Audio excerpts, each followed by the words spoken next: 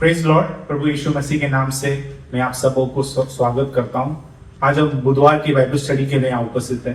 मैं परमेश्वर यीशु मसीह को धन्यवाद करना चाहता हूं जो मौका परमेश्वर ने फिर से मेरे जीवन में दिया कि आपके सामने उपस्थित होकर परमेश्वर की प्रचार करूं। तो आज का जो विषय है, तेरे पाप क्षमा हुए, मत्ती उसका 9वां अध्याय और 2रा वचन। तेरे पाप क्षमा हुए, मत्ती उसका 9वां अध्याय 2रा वचन। आइए हम इस वचन में जाने से पहले हम प्रार्थना करेंगे और परमेश्वर के स्वर्गीय बुद्धि और ज्ञान को मांगेंगे। आइए हम प्रार्थना करेंगे। हे हमारे आकाश के मान परमेश्वर, इब्राहिम, इसहाक और याकूब के परमेश्वर, फिर से ओ लॉर्ड परमेश्वर, हम आपको इस शाम के वक्त हम आपको धन्यवाद करते हो लॉर्ड। फिर से आपने हम सबों को इस यूट्यूब चैनल के द्वारा जुड़ा है, इसलिए हम आपको धन्यवाद करते हो लॉर्ड। जो भी हम आपके कलाम से बातों को सीखेंगे लॉर्ड, इन सभी बातों से लॉर्ड, जैसे जॉन द बैप्टिस्ट ने कहा लॉर्ड, आप हमारे जीवन में बड़े और हम घटे हो लॉर्ड। इन सभी बातों से आपकी महिमा हो लॉर्ड, और हम सबों को आपके वचन के अनुसार चलने के लिए मदद और सहायता करना है लॉर्ड। सुनने वाले सुनाने वाले दोनों को आप आशीष करना हो लॉर्ड। आगे सारे समय में आपके हाथों में सौंपता हूँ।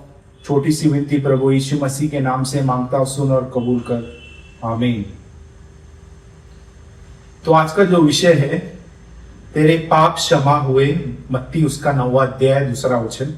इस मुख्य विषय में हम कुछ छोटे विषयों को देखेंगे। पहले हम कुछ वचनों को देखेंगे, दूसरा हम कुछ उदाहरणों को देखेंगे, तीसरा विषय हम कौन पाप क्षमा कर सकता है, चौथा है कब यीशु पाप क्षमा करेगा, और पांचवा है क्या होता है जब पाप क्षमा हो जाते, और अंत में हम एक वचन को लेकर इस विषय को समाप्त करेंगे। तो पहले हम कुछ वचनों को देखेंगे जुने करार नए करार से कि परमेश्वर इस विषय में क्या कहता है। हम जब यीशु के किताब में आते हैं, जोशुआ चैप्टर 24, यीशु के 24वां अध्याय और 19 वचन में आते हैं, यहाँ यीशु के अंत के दिनों में यीशु इजरायलियों को परमेश्वर की बातों को याद दिलाता है। वो परमेश्वर के लोग इजरायलियों से, परमेश्वर से फिर से एक नई वाचा को बांधता है, और उसके अंत के समय में इन बातों को हम जब यीशु के 24वां अध्याय जोशुआ चैप्टर 24, हम जब यीशु के 24वां अध्याय और 20 वचन में आते हैं तो ये लिखता है, यीशु ने लोगों से कहा, तुमसे यहोवा की सेवा नहीं हो सकती, क्योंकि वह पवित्र परमेश्वर है, वह जलन रखने वाला ईश्वर है, वह तुम्हारे अपराध और पाप क्षमा न करेगा। तो यहाँ यीशु उसके लोगों को, इजरायलियों को परमेश्वर के विषय में यह करता है कि वह बहुत ही पवित्र और जलन रखने वाला परमेश्वर है, वह तुम्हारी अपराध और पाप क्षमा न करेगा। यदि तुम यहोवा को त्याग कर पराये देवताओं की सेवा करने लगोगे तो यद्यपि तुम्हारा भला करता आया है तो भी वह फिर कर तुम्हें हानि करेगा और तुम्हारा अंत भी कर डालेगा। तो यहाँ हम देखते हैं कि परमेश्वर के दास यीशु, जो परमेश्वर ने मूसा के बाद चुना था, और उसके अंत के समय में 24वां अध्याय में इजरायलियों को परमेश्वर के विषय में एक नई वाचा बांधते हुए परमेश्वर के विषय में ये सब बातों को कहता है कि तुम्हारा परमेश्वर बहुत ही पवित्र और जलन रखने वाला ईश्वर है, वह तुम्हारी अपराध और पाप क्षमा न करेगा। लेकिन हम जब वचन में देखते हैं कि इजरायलियों ने जब परमेश्वर की ओर मुड़ा और लौटा तो परमेश्वर ने उनके पापों को क्षमा किया, उनके शत्रुओं को उनसे दूर किया। इन बातों को भी हम पढ़ते। अब हम जब भजन संगीत उसका 25वां अध्याय और 18 वचन में आते हैं, भजन संगीत ये दाऊद का भजन है, और उसका हम जब 25वां अध्याय में आते, साम्स चैप्टर 25 और उसका 18 वर्स 18 वचन में आते, तो यह लिखता है कि यह एक रक्षा, अगुवाई और रक्षा के लिए प्रार्थना। तो परमेश्वर के दास दाऊद राजा के जीवन में काफी शत्रु थे, और उसे लिखता है कि परमेश्वर ने दाऊद राजा को सारे शत्रुओं से बचाया और सौल के हाथों से भी बचाया। अब हम जब 25 अध्याय पढ़ते भजन संगीता के, वो लिखता है कि अगुवाई और रक्षा के लिए प्रार्थना का एक भजन है। और यहाँ दाऊद राजा 25वां अध्याय 18 वचन में यह लिखता है, तू मेरे दुखों और कष्ट पर दृष्टि कर और मेरे सब पापों को क्षमा कर and forgive all my since. तो यहाँ हम देखते हैं कि कैसे दाऊद राजा ने भी पाप किया था और कैसे उन्होंने जब परमेश्वर की ओर मुड़ा तो परमेश्वर ने उसके पापों को भी क्षमा किया। और यहाँ दाऊद राजा स्वयं लिखता है कि मेरे सब पापों को क्षमा कर। हम जब प्रेरित नए करार में आते, हम प्रेरित के 5वां अध्याय और 31 वचन पढ़ते हैं। यहाँ हम जब 17 वचन से पढ़ते हैं तो ये लिखता है, तब महायाजक और उसके सभी साथी जो सदूकियों के पंथ के थे ढा से भर उठे और प्रेरितों को पकड़कर बंदरगृह में बंद कर दिया। तो यहाँ हम देखते हैं कि कैसे उस समय उस पत्रोस और सभी वहाँ के अपोस्तल लोग इन बातों को, प्रेरितों ने इन बातों को, लिखता है कि 31 वचन जब हम पढ़ते हैं तो लिखते उसी को परमेश्वर ने प्रभु और उद्धारकर्ता ठहरा कर अपने दाहिने हाथ पर ऊंच कर दिया कि वह इजराइलियों और मन फिराव की शक्ति और पापों की क्षमा प्रदान करे। तो यहाँ हम देखते हैं कि कैसे पत्रोस इस बातों को उन सभी महायाजक और सभी सदूकियों के पंथ के लोगों को इन बातों को याद दिलाते हुए एक गवाही के रूप में परमेश्वर यीशु मसीह के विषय में यह कहता है कि जैसे 29वां वचन भी हम जब देखते हैं कि तब पतरस और अन्य प्रेरितों ने उत्तर दिया, मनुष्य की आज्ञा से बढ़कर परमेश्वर की आज्ञा का पालन करना ही हमारा कर्तव्य है। और 31 वचन लिखता है कि उसी को परमेश्वर ने प्रभु को उद्धारकर्ता ठहरा कर अपने दाहिने हाथ पर ऊंच कर दिया कि वह इजराइलियों को मन फिराव की शक्ति और पाप की क्षमा प्रदान करे। तो आज हमने इन बातों को परमेश्वर के पहले प्रेरित जो पत्रोस है और शिष्य है, तो उन बातों को उसके द्वारा भी देखा नए करार में प्रेरित के 5वां अध्याय 31 वचन में। अब हम जब प्रेरित के 13वां अध्याय और उसका 38वां वचन में आते तो यहाँ पौलुस जैसे लिखता है कि हम जब 13 वचन में आते तो पौलुस और उसके साथ वह परगा में आए, परगा और एंटियोक उस जगह में आकर उन्होंने परमेश्वर की बातों को लोगों के बीच में प्रचार किया। और हम जब 38वां वचन में आते तो यह लिखता है कि इसलिए हे भाइयों तुम जान लो कि इसी के द्वारा, वो है परमेश्वर यीशु मसीह के द्वारा, पापों की क्षमा का प्रचार तुम्हें दिया जाता है। तो यहाँ हमने देखा कैसे हमने पहले शिष्य पत्रोस के द्वारा देखा, यहाँ हम पौलुस के द्वारा हम प्रेरित के 13वां अध्याय 38 में भी इन बातों को देखते कि कैसे परमेश्वर के दास ने लोगों को उस परगा और एंटियोक नामक उस जगह में जब वो आकर प्रचार कर रहे थे तो इन बातों को कहा कि इसी के द्वारा, वो परमेश्वर यीशु मसीह के द्वारा पापों की क्षमा का प्रचार तुम्हें दिया जाता है।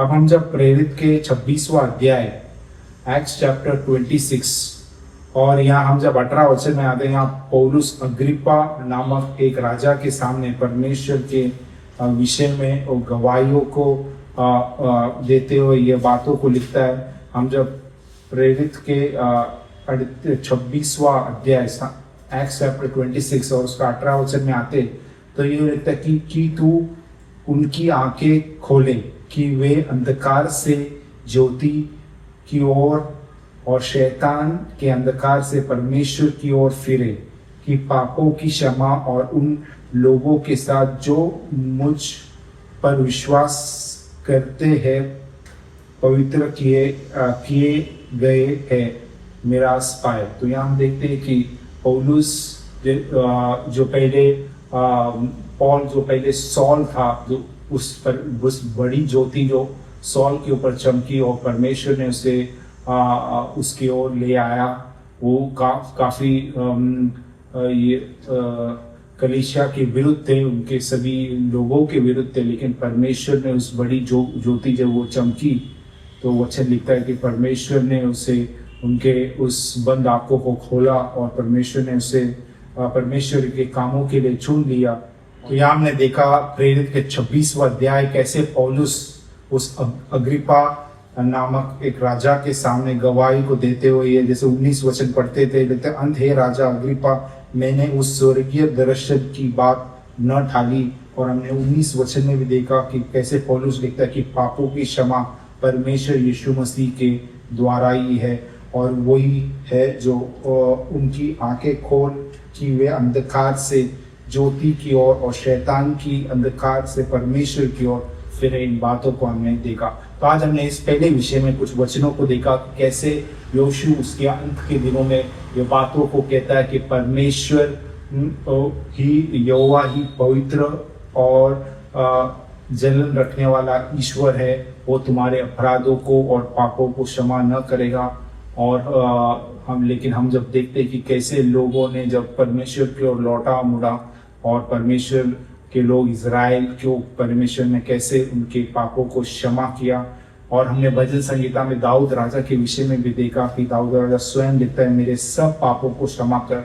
और हम जब दाऊद राजा के जीवन में भी देखते कि दाऊद राजा ने भी जो भी पाप किया परमेश्वर, और उन्होंने जब परमेश्वर के पास आया तो परमेश्वर ने, और वो जब परमेश्वर के सामने जब मन फिराया तो वो लिखता है कि परमेश्वर के सारे पापों को क्षमा किया। हम जब प्रेरितों में, हम जब पत्रोस के द्वारा भी बातों को देखा कि कैसे उन्होंने गवाही की देते हुए बातों को कहा। हमने पौलुस के द्वारा भी प्रेरित के 13वां अध्याय और 26वां अध्याय में भी इन बातों को देखा।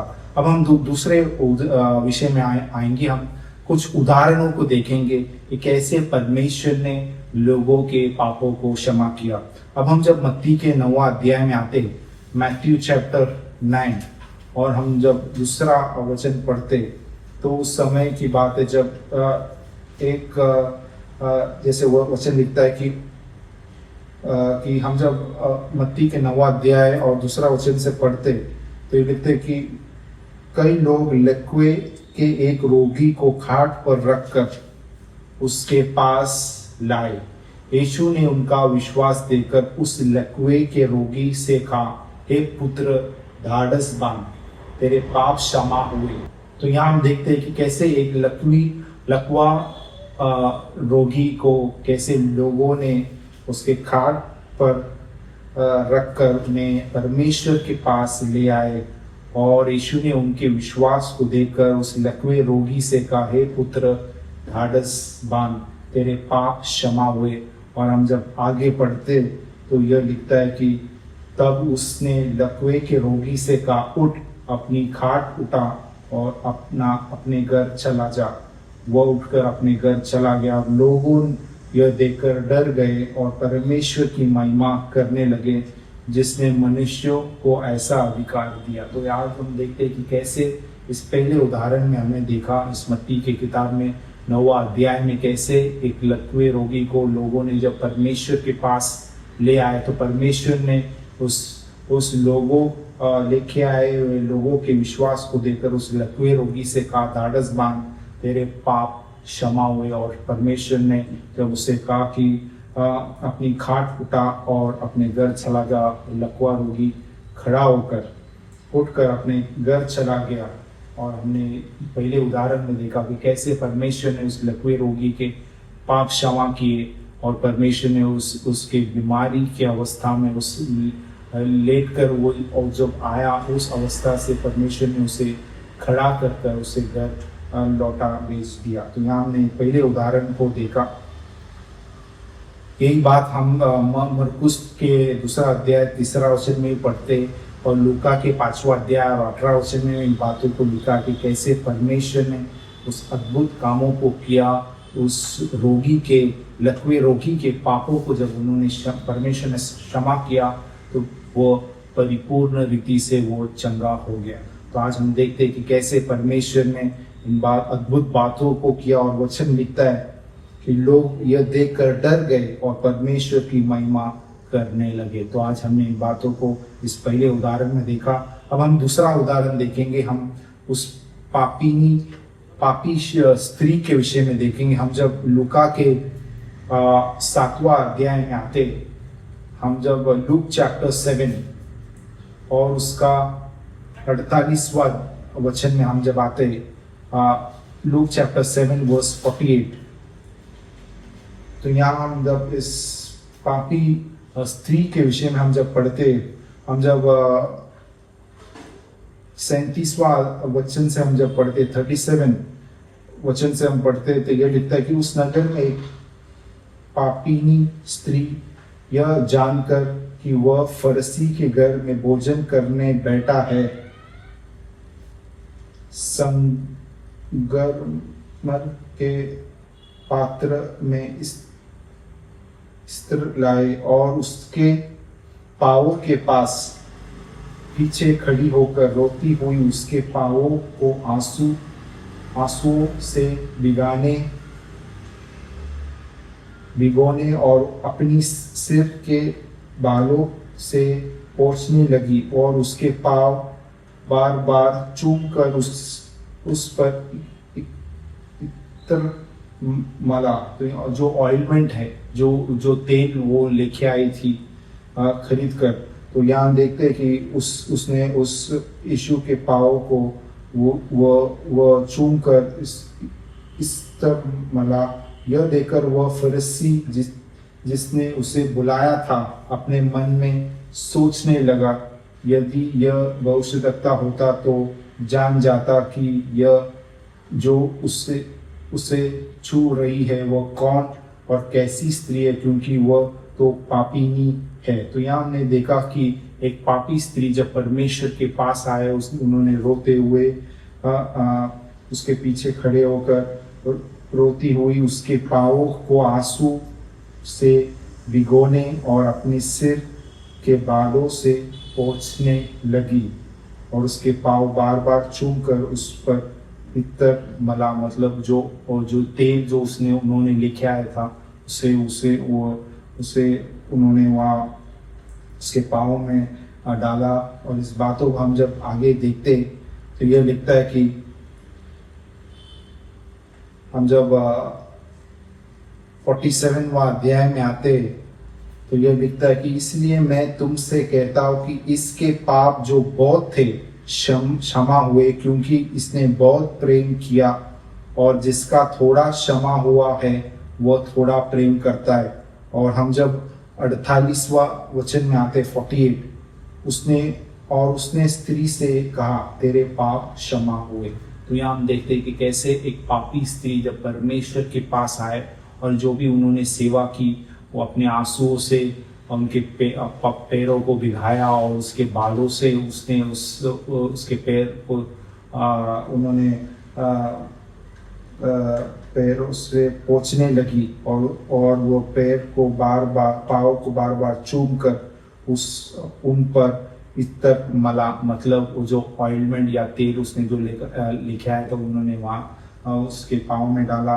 और इन बातों को हम जब 47वां अध्याय, अब हम जब 47वां वचन में आते हैं तो ये लिखता है कि उस परमेश्वर ने शिमोन से यह कहा, इसलिए मैं तुमसे कहता हूँ कि इसके पाप जो बहुत थे क्षमा हुए, क्योंकि इसने बहुत प्रेम किया, और जिसका थोड़ा क्षमा हुआ है वह थोड़ा प्रेम करता है।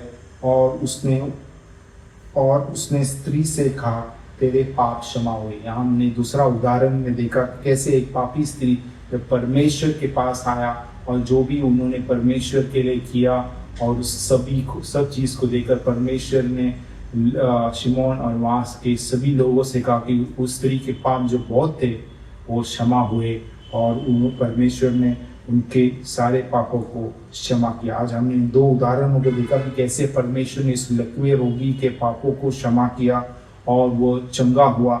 और यहाँ हम देखते कि कैसे पापी स्त्री जब परमेश्वर के पास आए और उन्होंने जो भी परमेश्वर के लिए किया उस सभी को देखकर परमेश्वर ने कहा उनके पाप जो बहुत थे वो क्षमा हुए। तो इन बातों को हमने इस दूसरे विषय में उदाहरणों में देखा। अब हम जब तीसरा विषय में आते हैं, कौन पाप क्षमा कर सकता है। इन बातों को समझने के लिए हम जब मत्ती के उसी लकवे रोगी के हम जब विषय में आते मत्ती के 9वां अध्याय और 6वां वचन में जब लोगों ने वहाँ जो लोग उपस्थित थे उन्होंने वो यह पूछने लगे कि ये ऐसा कौन है किसके पास यह अधिकार है कि वो लोगों के पापों को क्षमा कर सकता है। जैसे वचन में जब देखते हैं 9वां अध्याय, मत्ती के 9वां अध्याय में हम जब आते हैं तो यह लिखता है कि यीशु ने उनके मन के बातों को, इस पर कई शास्त्री ने सोचा यह तो परमेश्वर की निंदा करता है। यीशु ने उनके मन की बातें जानकर कहा, तुम लोग अपने अपने मन से बुरा विचार क्यों कर रहे हो? सच क्या है कि यह कहना तेरे पाप क्षमा हुए, या यह कहना कि उठ और चल फिर? परंतु इसलिए कि तुम जान लो कि मनुष्य का पुत्र को पृथ्वी पर पाप क्षमा करने का अधिकार है। तो यहाँ हम तीसरा विषय में देखें कौन पाप क्षमा कर सकता है। वो मनुष्य का जो पुत्र है, वो परमेश्वर स्वयं जो हमारे लिए पुत्र बनकर आया। जैसे नए करार में वो हम पिता बनकर सारी सृष्टि की को बनाया, और वही परमेश्वर मनुष्य के पापों को मनुष्य को अपने पापों से छुड़ाने के लिए परमेश्वर पुत्र बनकर, जैसे वचन लिखता है कि परमेश्वर ने जगत से ऐसा प्रेम किया कि उसने अपना एकलौता पुत्र दे दिया, जो कोई उसके ऊपर विश्वास करे वो नाश न होगा परंतु अनंत काल का जीवन पाएगा। वही परमेश्वर हमारे लिए पुत्र बनकर आया। और यहाँ वचन लिखता है कि परंतु इसलिए कि तुम जान लो कि मनुष्य के पुत्र को पृथ्वी पर पाप क्षमा करने का अधिकार है। तो यहाँ हमने देखा कि कौन हमारे पापों को क्षमा कर सकता है, क्योंकि हमारा परमेश्वर पवित्र है। जैसे यीशु ने कहा कि तुम्हारा परमेश्वर पवित्र है और वो जलन रखने वाला परमेश्वर है। वो परमेश्वर वो एक निर्दोष मेमना है जो हमारे लिए मेमना बनकर नए करार में आया, और उस परमेश्वर को ही उस अधिकार है हमारे पापों को क्षमा करने। जैसे वचन में जान लो कि मनुष्य के पुत्र को पृथ्वी पर पाप क्षमा करने का अधिकार है। इन बातों को हम मरकुस के 2 अध्याय 10वां वचन में भी देखते हैं, और लूका के 5वां अध्याय और 24 वचन में इन बातों को भी लिखा है। अब हमने 3 विषयों को देखा। हम जब 4था विषय में आते, कब यीशु पाप क्षमा करेगा? When will God forgive our sins? हम जब पहले युवान और उसका 1वां अध्याय में आते, युवान जो परमेश्वर के जो प्रेरित है, और पहले युवान में हम जब आते तो यह लिखता है कि यदि हम अपने पापों को मान ले तो वह हमारे पापों को क्षमा करने और हमें सब अधर्म से शुद्ध करने के लिए विश्वास योग्य और धर्मी है। हम जब पहला युवान उसका 1 अध्याय 9वां वचन में आते तो यह लिखता है कि यदि हम अपने पापों को मान ले, तो कब यीशु मसीह हमारे पापों को क्षमा कर सकता है? जब हम अपने पापों को मान लेते।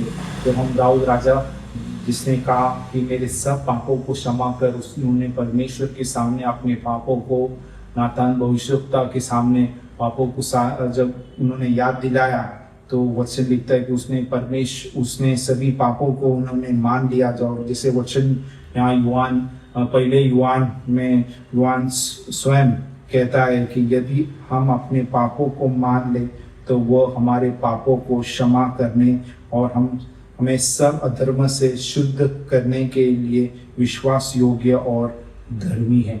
तो इन बातों को हमने इस 4थे विषय में देखा कि हम जब हमारे पापों को मान लेते और परमेश्वर के सामने कबूल कर लेते तो परमेश्वर हमारी सब पापों को क्षमा करने के लिए योग्य परमेश्वर है। आज हमने इन 4 विषयों को देखा। अब हम जब 5वां विषय में आते, ये लिखता है कि क्या होता है जब पाप क्षमा हो जाता है। What happens when our sins are being forgiven? हम जब रोमियो के 4था अध्याय में आते हैं, यहाँ पौलुस जो रोमियो के मंडली, जो अन्य जाति मंडली को परमेश्वर के दास पौलुस ये बातों को लिखते हुए 4था अध्याय 7वां वचन लिखता है कि धन्य है वे मनुष्य जिनके अधर्म क्षमा हुए और जिनके पाप ढांपे गए हैं। तो धन्य है वो मनुष्य। जैसे हम जब नेबुकदनेस्सर के विषय, जो राजा ने जब उस चौथे मनुष्य को उस आग के झील में देखा, तो नेबुकदनेस्सर ने स्वयं कहा कि चौथा मनुष्य एक मनुष्य के पुत्र के समान है। और उन्होंने वहाँ एक गवाही के रूप में कहा कि धन्य है शद्रक, मेशक और अबेदनगो का परमेश्वर।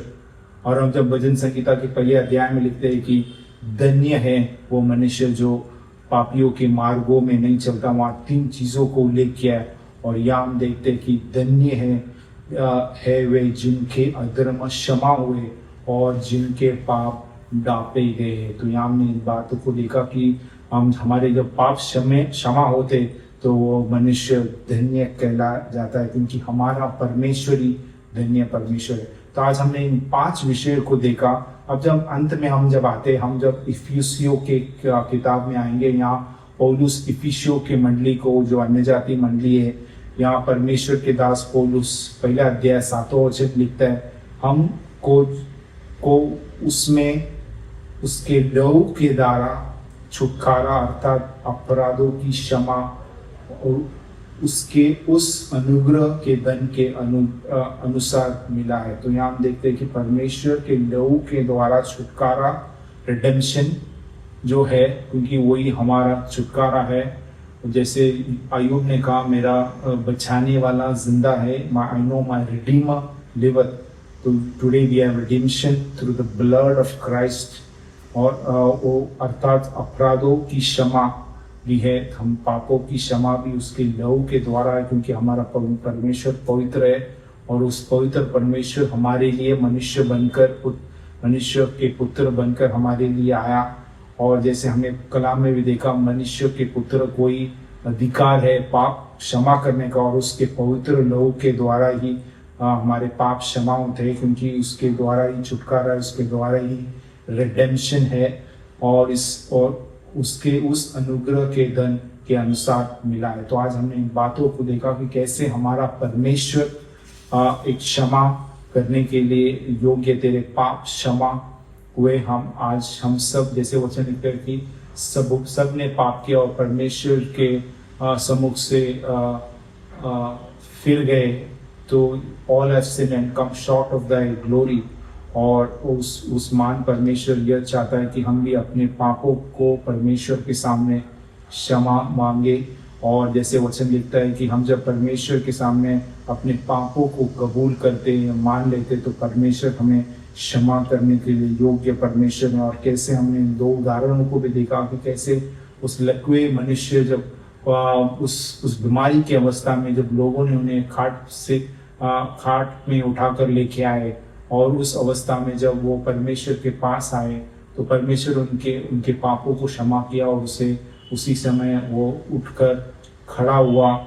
और उसके बीमारी से परमेश्वर ने उसे निकाला, उसे बचाया। और हमने उस पापी स्त्री के विषय में भी देखा कैसे उन्होंने जब परमेश्वर के पास आकर उन्होंने जो सेवा की, उन सभी बातों को देखकर परमेश्वर ने कहा उसके पाप जो बहुत है वो सब क्षमा हुए। और इन बातों को भी हमने देखा। तो आज हमारा परमेश्वर क्षमा करने के लिए योग्य परमेश्वर है।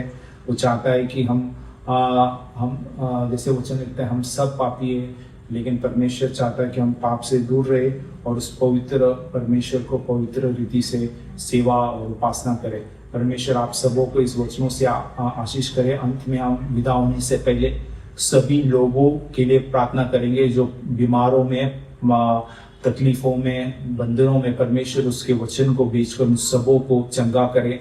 आइए हम प्रार्थना करेंगे। हे हमारे आकाश के मान परमेश्वर, इब्राहिम, इसहाक और याकूब के परमेश्वर, फिर से आपने हम सबों को इस YouTube चैनल के द्वारा जुड़ा है, इसलिए हम आपको धन्यवाद करते हैं लॉर्ड। जो भी हम आपके कलाम से इस बातों को देखे लॉर्ड की परमेश्वर आप ही हमारे पापों को क्षमा करने के लिए योग्य परमेश्वर है लॉर्ड। और तेरे पाप क्षमा हुए लॉर्ड। और सचमुच हमने देखा कि कैसे उस लकवे मनुष्य के उस बीमारी की अवस्था में जब वो परमेश्वर के पास आए, परमेश्वर आपने उनके पाप क्षमा करके उन्हें परिपूर्ण रीति से चंगा किया, खड़ा किया और लॉर्ड। और कैसे उस पापी स्त्री जब परमेश्वर आपके पास आए और जो भी उन्होंने आपकी सेवा की लॉर्ड, और आपने कहा उनके पाप जो बहुत है वो सब क्षमा हुए ओ लॉर्ड। उसी तरह ओ लॉर्ड हमारे सारे पाप अपराधों को आप क्षमा करना ओ लॉर्ड, और हम सबों को धन्य बनाना, जैसे वचन लिखता है कि धन्य है जिसके पाप क्षमा हुए ओ लॉर्ड, क्योंकि आप ही हमारा धन्य परमेश्वर है लॉर्ड। विशेष के जो भी लोग बीमारी की अवस्थाओं में, पीड़ाओं में, तकलीफों में ओ लॉर्ड, बंधनों में, परमेश्वर आप आपके वचन को बेचकर उन्हें चंगा करना, खड़ा करना, उनके सारे अपराधों को, पापों को आप क्षमा करना ओ लॉर्ड। आगे ये सारे समय मैं आपके हाथों में सौंपता हूँ। छोटी सी विनती प्रभु यीशु मसीह के नाम से मांगता हूँ, सुन और कबूल कर, आमीन। परमेश्वर आप सबों को इस वचन के द्वारा आशीष करे। Thank you, praise the Lord.